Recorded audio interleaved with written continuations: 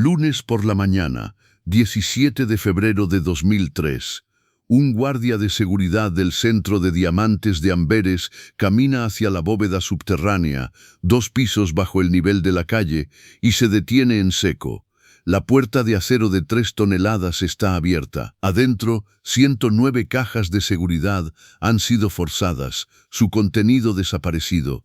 Diamantes, oro, joyas, más de 100 millones de dólares, desvanecidos sin que sonara una sola alarma. Esta es la historia del mayor robo de diamantes de la historia y el sándwich que lo resolvió. Amberes, Bélgica. Durante más de 5 siglos, esta ciudad ha sido la capital mundial del diamante.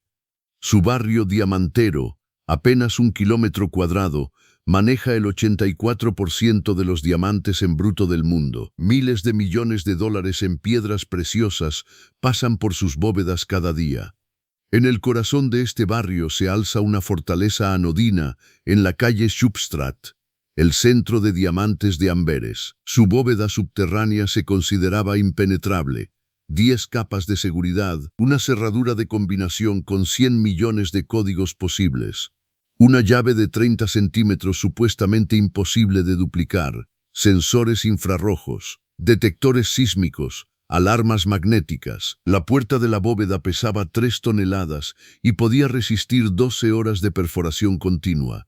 Las compañías de seguros se negaban a emitir una póliza, no porque la bóveda fuera riesgosa, sino porque creían que una violación era simplemente imposible. En la ciudad industrial de Turín, Italia, la enorme fábrica de automóviles Fiat había creado algo inesperado, toda una población experta en trabajo de precisión con metales, y algunas de esas manos hábiles se volcaron al crimen. Se llamaban a sí mismos la Scuola di Torino, la Escuela de Turín, una red laxa de ladrones italianos especializados en ingeniería para penetrar bóvedas, sin armas, sin violencia, sin confrontación, solo paciencia, precisión y una atención casi obsesiva al detalle. Entre ellos estaba Leonardo Notarbartolo, nacido en Palermo, Sicilia, en 1952.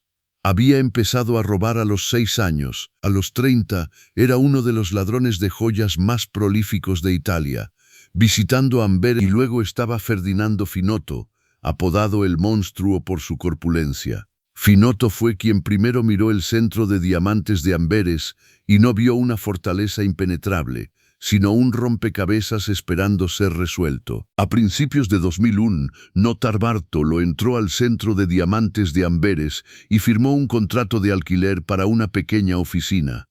Se hizo pasar por un importador de gemas italiano políglota, encantador, profesional, discreto. El contrato le daba algo invaluable: acceso automático a una caja de seguridad en la bóveda subterránea. Durante los siguientes 18 meses, Notarbartolo llevó a cabo la operación de reconocimiento más meticulosa de la historia criminal. Instaló una diminuta cámara oculta sobre la puerta de la bóveda. Fotograma a fotograma, grabó la combinación siendo marcada. Memorizó los horarios de los guardias, probó cada sensor, cada alarma, cada cerradura. Y un día llevó un bote de laca para el cabello a la bóveda. Lo apuntó al sensor de calor infrarrojo y roció. La niebla transparente cubrió el sensor, aislándolo de detectar el calor corporal. Ninguna alarma sonó. Notarbartolo sonrió. La fortaleza tenía una grieta. Notarbartolo reunió al equipo. Finotto, el monstruo, sería la fuerza y el conductor. Elio Dionorio, conocido como el genio, era su experto en electrónica.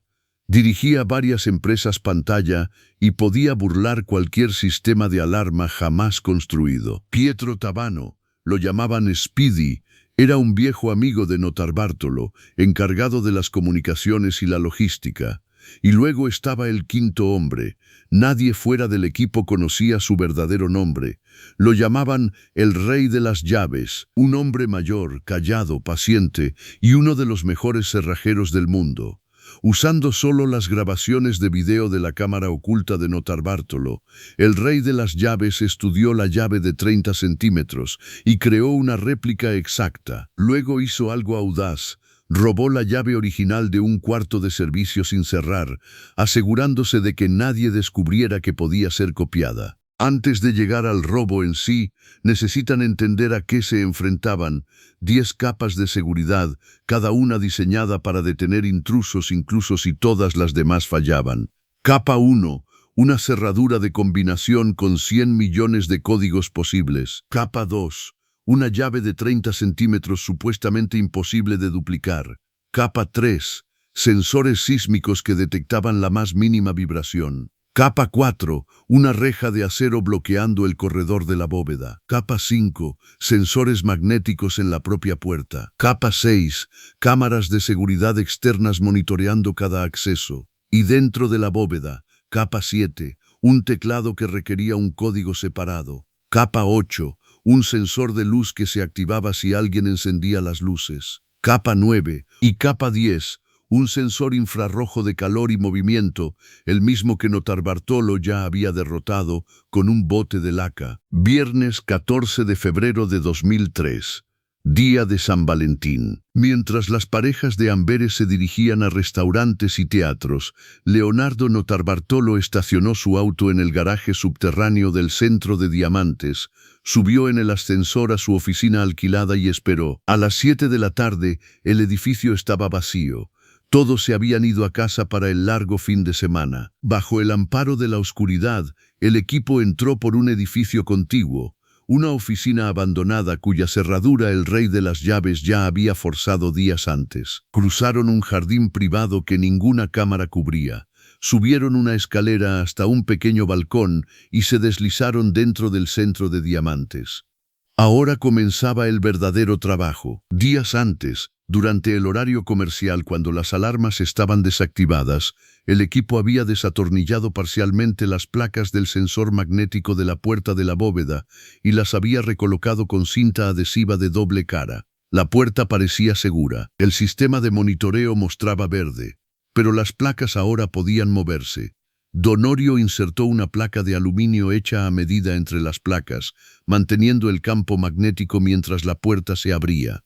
El sensor sísmico, un solo cable empalmado entre sus cables de entrada y salida. Derrotado. La cerradura de combinación, ya grabada en cámara oculta.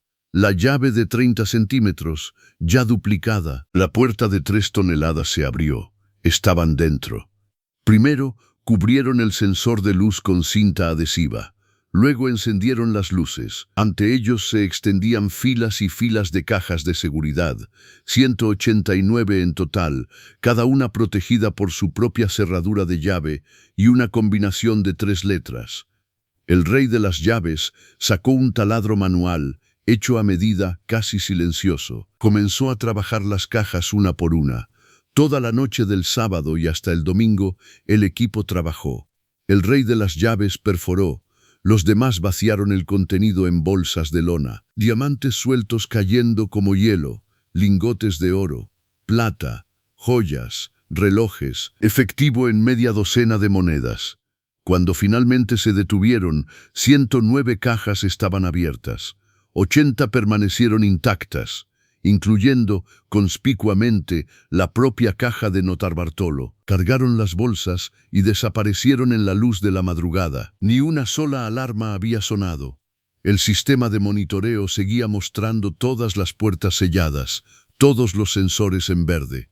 El botín estimado, más de 100 millones de dólares. Habían ejecutado el crimen perfecto, cada alarma derrotada, cada cámara evitada, sin huellas dactilares, sin testigos, sin evidencia, excepto que necesitaban destruir una cosa, la basura, guantes, envolturas de caramelos, recipientes de comida, recibos, película de cámara, sobres del Centro de Diamantes.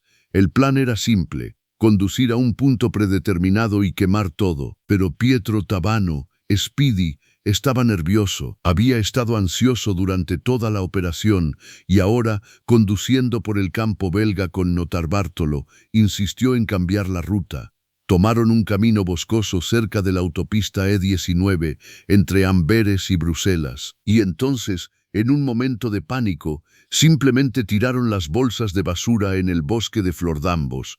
Las bolsas se rasgaron al impactar. Su contenido comenzó a esparcirse por el suelo del bosque.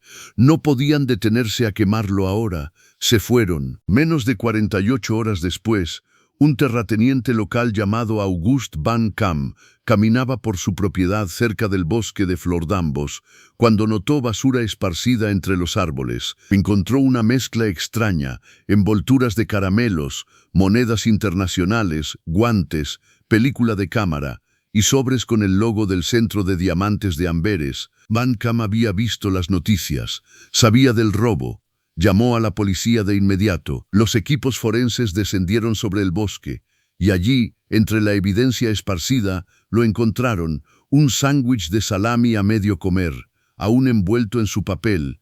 El ADN de Notarbartolo estaba por todas partes. También encontraron botellas de champán con ADN de múltiples miembros de la banda. Recibos, incluyendo uno por una cámara de vigilancia de baja luminosidad, comprada a nombre del propio Notarbartolo, un equipo que había derrotado campos magnéticos, sensores infrarrojos, detectores sísmicos y una cerradura con 100 millones de combinaciones, derribado por un sándwich que no se molestaron en quemar. 5 días después del robo del siglo, Leonardo Notarbartolo volvió al Centro de Diamantes de Amberes. Creía que era intocable. Los detectives Achim de Brujeker y Patrick Pace del Escuadrón de Diamantes de Bélgica lo estaban esperando.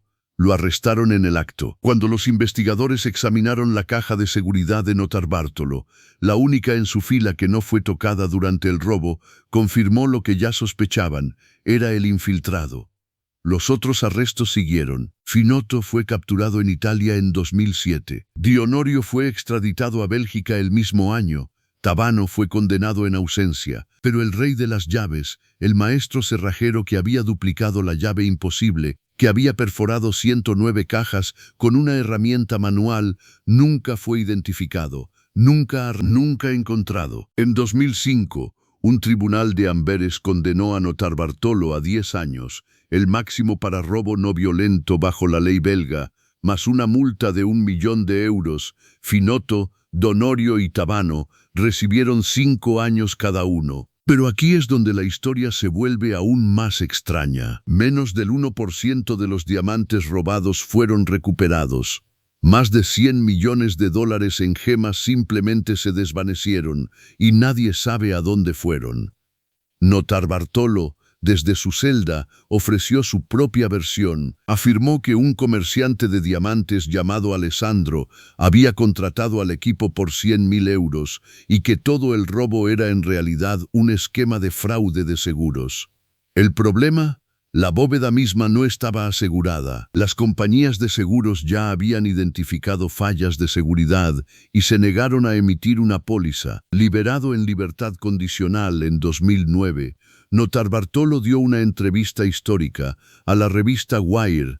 Luego fue rearrestado en 2013 en el aeropuerto Charles de Gaulle en París por violar su libertad condicional. No quedó definitivamente libre hasta 2017. Hoy, a sus 70 y tantos, vive tranquilamente cerca de Turín con su esposa. El detective principal, Achim de Brujeker, fue arrestado en 2015 por fraude y lavado de dinero.